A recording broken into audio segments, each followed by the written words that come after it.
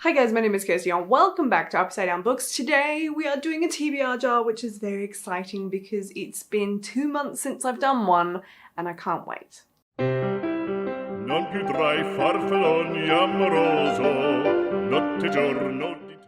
So welcome back to the TBR jar world. I will be doing TBR jars every month because I think that they're goddamn fun. Now, the only months I don't do them, as we have experienced, usually an exception, but usually December and May. December being Christmas, and I think going forwards I will do what I did, and I had a great time doing it, and that is to read my Christmas books from the previous Christmas, if I've got any left, and the same for birthday presents in May, because May is when my birthday is.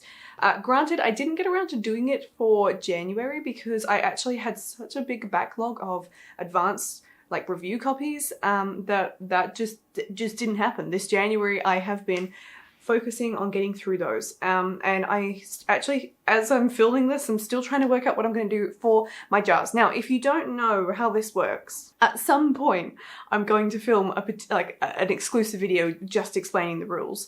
But basically I have several TBR jars, all in mugs, not actual jars. I have upgraded my presents jar to a proper jar, not my skiing egg cup anymore, because this Christmas was insane and it didn't fit in a little egg cup anymore.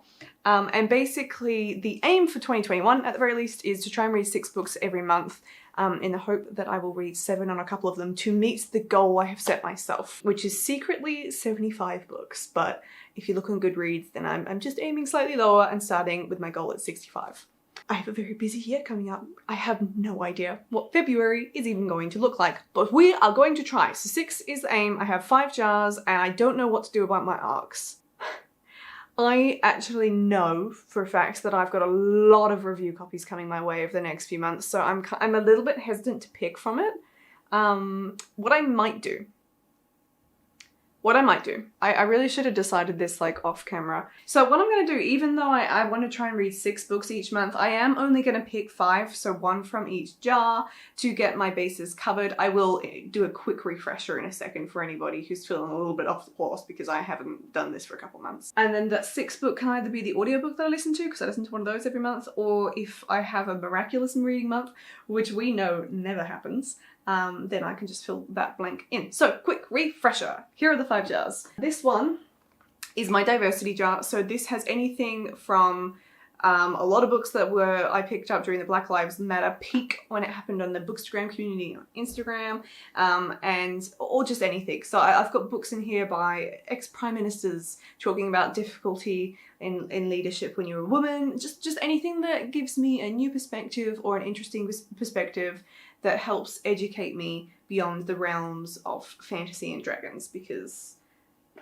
we want to broaden our minds. So this is the diversity jar. This is the presents jar. I feel like this is self-explanatory. At this point, anything I didn't get to, so the 4 books I didn't get to in December from 2019 Christmas, they are now in my backlist jar, which we'll get to in a second. So this is Christmas 2020 and my birthday from last year.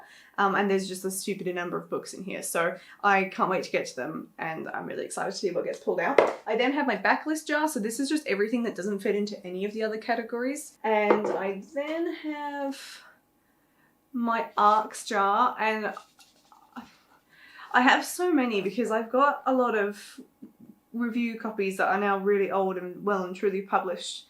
I'm looking over here because I've literally got a bookshelf for these where I haven't requested them, but I have been sent them for a review and I do want to make my way through them. So yeah, I'm gonna just pick one, but if something more pressing comes up, then I won't read it, and I don't know, we'll work it out. My arcs jar has just been problematic for the last 6 months. That's what happens when you're not on top of things. It's fine. We'll take the punches as they come.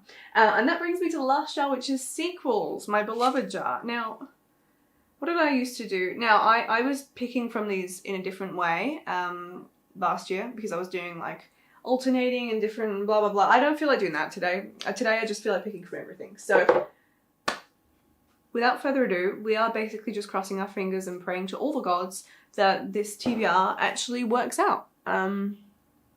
And I read at least one of them off the list. Shall we start with sequels? I think that would be fun.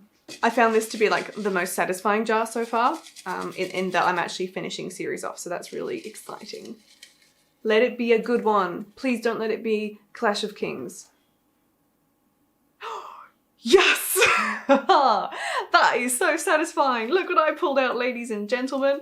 I pulled out The Damned by Renee Ahdieh. I will never be able to say her name properly. I don't know if we remember, you probably do, my absolute fangirling that has gone on about The Beautiful duology. So I was super excited about The Beautiful. I found that to just be such an amazing and unexpectedly wonderful read last year. So one of like the books I was like, please somebody give this to me at Christmas time if you're looking for a present, was The Damned, which is the sequel to that. So I could not have picked a book I am more excited about.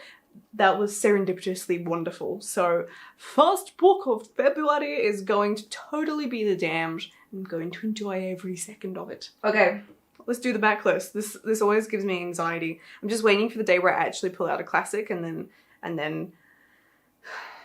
Okay, well, let's see of the many hundreds that are in here, what comes out. Okay, we've got one. Please be good, please be good, please be good. It's a big one, but I'm actually really excited about this.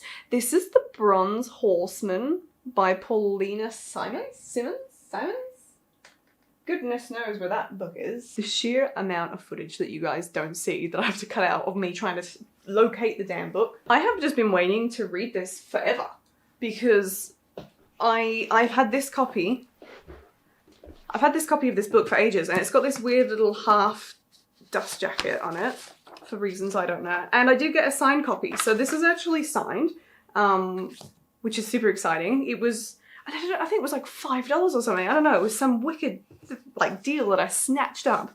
And we are probably talking a good 8 years ago. This is how long this book has been on my TBR. So this will be very satisfying. It is pretty long though. So we're looking at over 600 pages. It's not impossible. It just entirely depends on how busy February gets. This is Russian history. Everybody loves this series. Everybody loves this book. My mum's read it. She's loved it. And I've just wanted to pick it up forever. But for whatever reason, I never do. Probably because it is a bit chunky. So we'll see how that goes down. That could be interesting. But I'm just like, I never remember that this book exists when I go and pick books when I'm not doing a TBR. So this is pretty exciting. Okay, let's do the presents jar. I'm so excited for this because I really want it to be literally all of the books in here. Like, there's not one that I'm not excited for. Okay. Like, so much anxiety. Oh my god. I am having the best picking session. I love it. The god smileth upon me.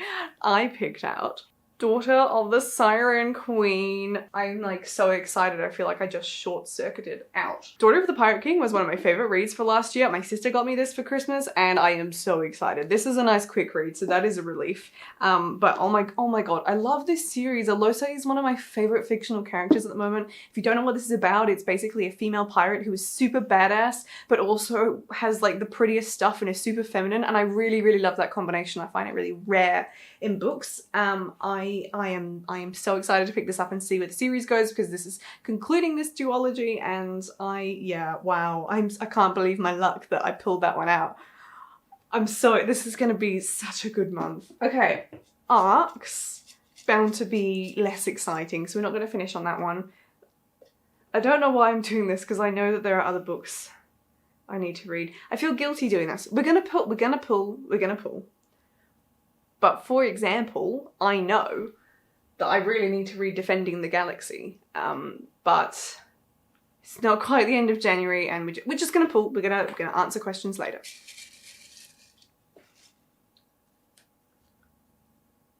Well, okay, this is getting a little bit ridiculous. I've managed to pull out Defending the Galaxy, would you believe it or not, on a lovely torn piece of paper.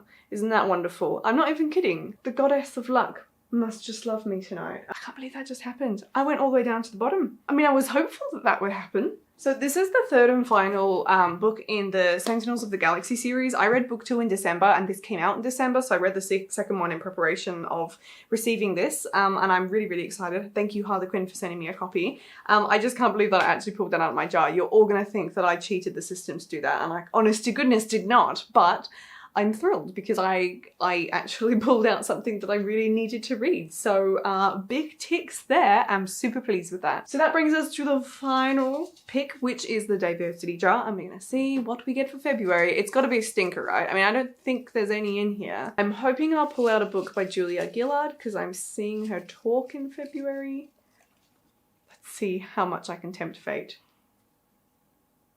Okay, I didn't tempt fate quite that much. I pulled out something else, something I got actually at Christmas time, so it doubles up as a present and diversity. So I pulled out something called The Map of Salt and Stars. This one's set in Syria. Yes, so I've never seen anybody talk about this book, but it is set in Syria. It's, I think, is it set in 1 or 2 timelines? I'll read you the blurb for this one. In 2011, the peace of Syrian city of Homs is disturbed by protests and shelling. A young girl, Noor, flees across the Levant, and North Africa in search of safety. 800 years before, Rawia, disguised as a boy and apprenticed to a famous mapmaker, set out on an epic quest to chart the globe following the very same route. The tale of these 2 heroines coming of age in perilous times interweave and shine a light on a country in turmoil, human resilience, and the power of stories. I am really looking forward to this because I think I'm gonna get a wonderful look at Syria during these 2 key times. I don't know anything about Syria 800 years ago, so that is going to be really exciting. I am well chuffed with this TBR. This has turned out spectacularly. So these are the 5 books I'm picking. If all goes well and if I'm sort of happy with how this is working, this is probably what my TBR jar selection system will look like going forwards. I think arcs are going to be the biggest question as to how that gets picked. I think we're just going to take that month by month and see how we go. So these are the 5 books I'll be hoping to get to. I will absolutely be reading an audiobook as well, and I think I'll either be reading Magician by Raymond Feist or A Promised Land by Barack Obama. I'm unsure which one I'm going to read next at this point. So let me know in the comments down below if you are also absolutely flabbergasted by how lucky that whole pick was, or if you're planning on reading any of these, and I will see you in my next video. Goodbye. Alla gloria mia.